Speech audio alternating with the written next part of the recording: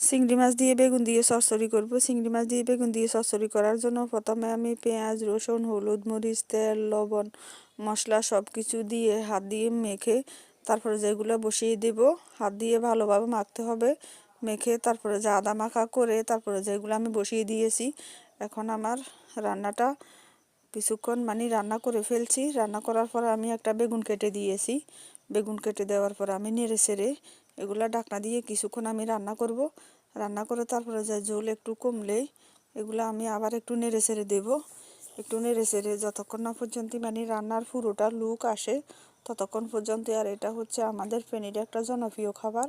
এই খাবারটা আমরা শীতকালে বেশি খাই। তারপরে যে মাছগুলো শীতকালে পাওয়া যায় এগুলাকে আমরা দনিয়া মাছ বলি। দনিয়া মাছ দিয়ে বেগুন দিয়ে রান্না করলে খুব মজা।